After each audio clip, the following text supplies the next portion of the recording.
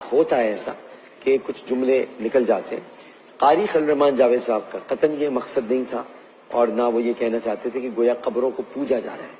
تو اگر کسی نے بھی یہ سمجھا ہے، یہاں کوئی بھی قبروں کو پوجنے والا نہیں بیٹھا ہے، یہاں سب قبروں کے پوجنے کی مذمت کرنے والے بیٹھے.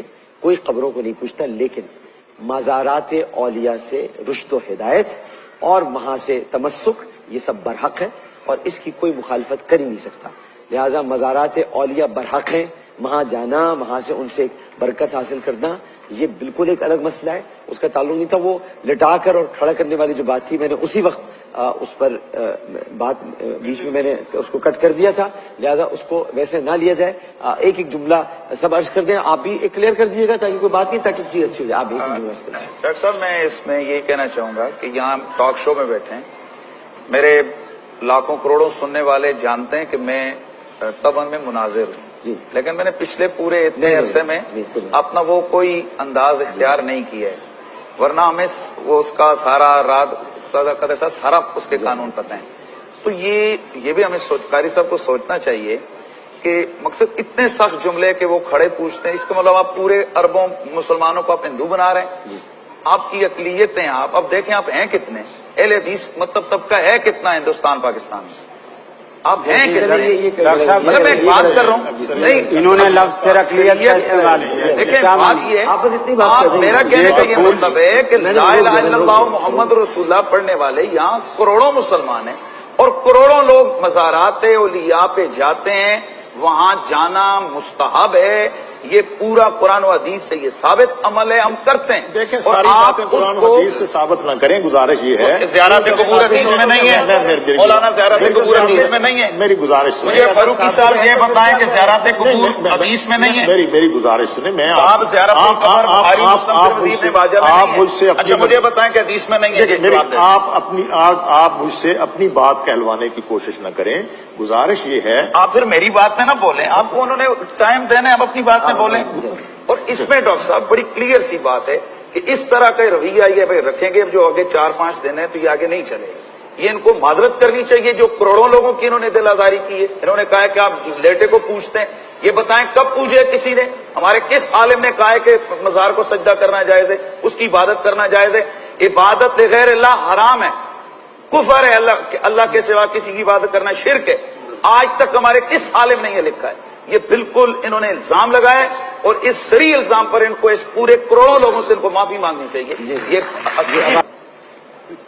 ڈاکٹر صاحب آج برداشت جواب دے گئی تھی، لیکن آپ برداشت کرتے ہیں.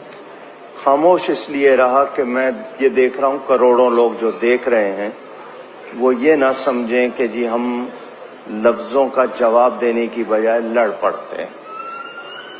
لیکن بلا شبہ یہ بہتان عظیم شدید تہمت انہوں نے مجھ اکیلے پر نہیں اربوں مسلمانوں پر لگائی ہے، اور ان کو اگر کوئی قد ہے مزارات سے یا صاحبان مزار سے تو اسے اپنے اندر رکھیں، ورنہ ان کی اپنی کتابوں سے بھی میں بہت کچھ دکھا سکتا ہوں.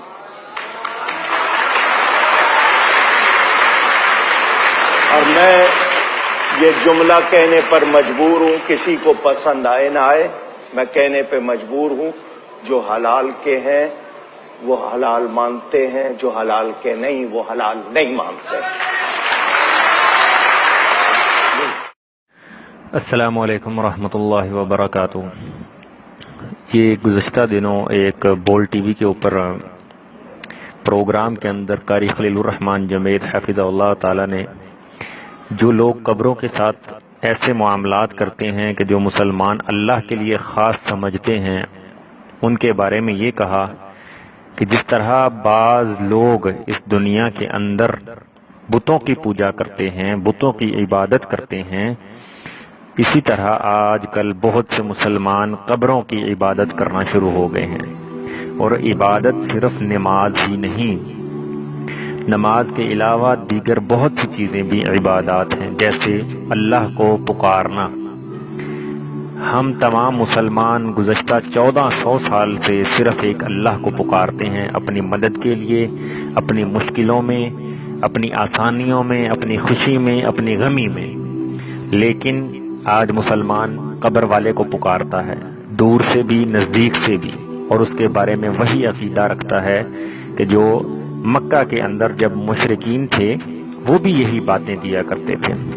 اور حدیث کے اندر الفاظ موجود ہیں کہ جب وہ خانہ کعبہ کا طواف کیا کرتے تھے تو وہ یہی تلبیہ پکارتے تھے جو آج مسلمانوں کا ہے، لبیک اللہم لبیک لبیک لا شریک لک لبیک، اللہ ہم حاضر ہیں اور تیرا کوئی شریک نہیں ہے۔ اور ساتھ آگے ایک جملہ اور وہ کہا کرتے تھے کہ اللہ یہ جو ہم نے بنائے ہوئے ہیں یہ تیری ہی طاقت سے ہیں، یعنی کہ تو نے ہی ان کو اختیارات دیے ہوئے ہیں، یہ خود کچھ نہیں کر سکتے۔ یہی نظریہ آج بھی موجود ہے اور مسلمانوں میں بدقسمتی سے یہ بہت عرصے سے موجود رہا ہے۔ لیکن جیسے ہی قاری خلیل الرحمن جوید حافظہ اللہ نے اس کی طرف توجہ دلائی تو جو لوگ اس کام کے بیپاری ہیں، معذرت کے ساتھ ہم بھی آج سخت جملے بول رہے ہیں، جو اس کام کا دھندا کرتے ہیں، جہاں سے ان کے پیٹ چلتے ہیں، ان کی مساجد اور مدارس چلتے ہیں، ان کی لینڈ کروزروں کا پٹرول چلتا ہے، ان کے پیٹ میں پورا مروڑ اٹھا قاری صاحب کی بات کے فوراً اس نے عامر لیاقت صاحب نے کہا کہ میں نے قاری صاحب کی بات کو فوری کاٹ دیا، لیکن یہی عامر لیاقت ابھی آپ یہ سماعت فرمائیے، اس میں وہ اینڈ پہ جب کوکب نورانی گندی گالی نکال رہی ہے تب اس نے نہیں کاٹا اس کو، نہیں اس نے ٹوکا، تب لوگوں کی دل آزاری نہیں ہوئی۔ کیوں؟ اہل حدیثوں کے تو دل ہوتے ہی نہیں ہیں، وہ تو پتھر کے ہوتے ہیں۔ اللہ اکبر۔ الحمدللہ ہمارے علماء نے ہمیں گالیاں دینا نہیں سکھایا، ہمیں دلیل سے بات کرنا سکھایا ہے۔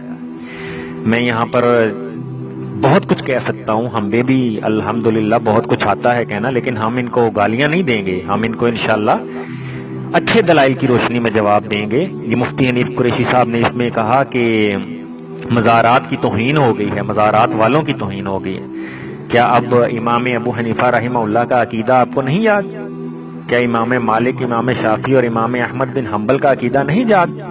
چاروں ائمہ اس بات پر متفق ہیں کہ قبر کو پکا کرنا، اس کو چونا گچ کرنا، اس کے اوپر عمارت بنانا ہر حوالے سے حرام ہے، لیکن یہ آپ کو نہیں بتائیں گے۔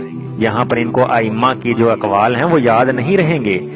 ہم تو پھر یہی کہیں گے نا، جس طرح آپ کہتے ہیں کہ تمام ائمہ اربعہ کا اجماع ہے، اور اجماع کا مخالف اصول محدثین کے نزدیک، ان کے نزدیک اور ہمارے نزدیک جو اجماع کا مخالف ہے اس کا ٹھکانہ جو قرآن مجید میں ایک اور آیت ہے، نُوَلِّهِ مَا تَوَلَّى وَنُصْلِهِ جَهَنَّمَ وَسَاءَتْ مَصِيرًا، کہ جو مسلمانوں کے رستے کو چھوڑ کر دوسرا کوئی راہ اختیار کرے گا تو اللہ اس کو اسی راہ پر لگا دے گا اور اس کا ٹھکانہ جہنم ہے۔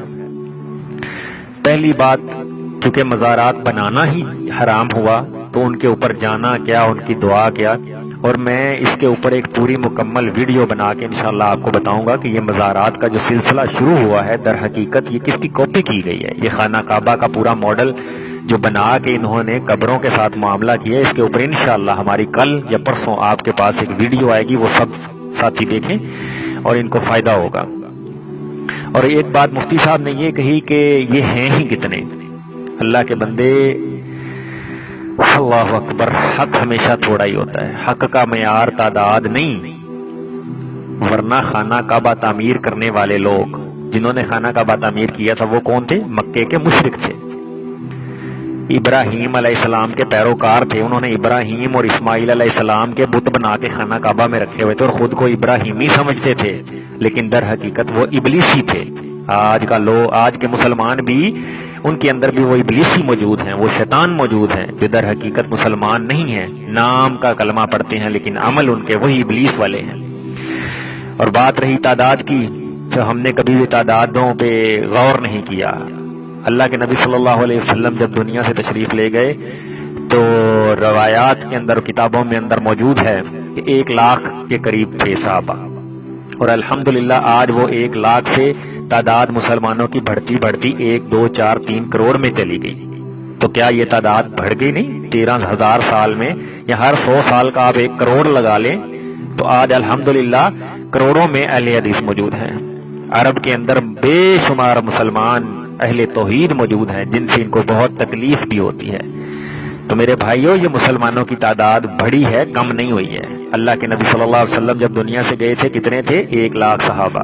ان کے بعد یہ تعداد کتنی ہے؟ آج کروڑوں میں ہے، ٹھیک ہے؟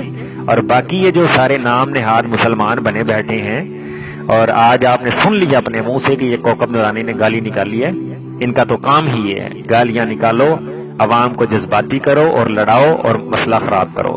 لیکن عامر لیاقت صاحب، جب قاری خلیل الرحمان نے ایک بات کی جو آپ کو غلط لگی، آپ نے ٹوکا، لیکن اسی کوکب نورانی نے جب گالی نکالی آپ نے اس کو نہیں ٹوکا۔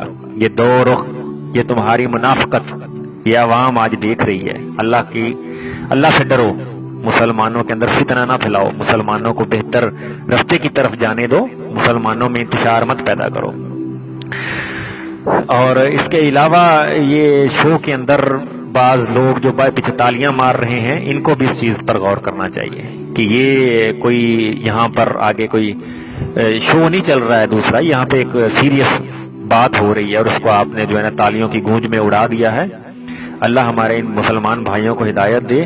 اور میں صرف اتنا ہی کہنا چاہوں گا، تمام میرے بھائی جو ہیں اس طرح کے فتنوں سے محفوظ رہیں اور علمی طور پر اپنے آپ کو مضبوط کریں، قرآن و حدیث سنت کے ساتھ اپنے آپ کو جوڑیں، کثرت تعداد پر نہ جائیے۔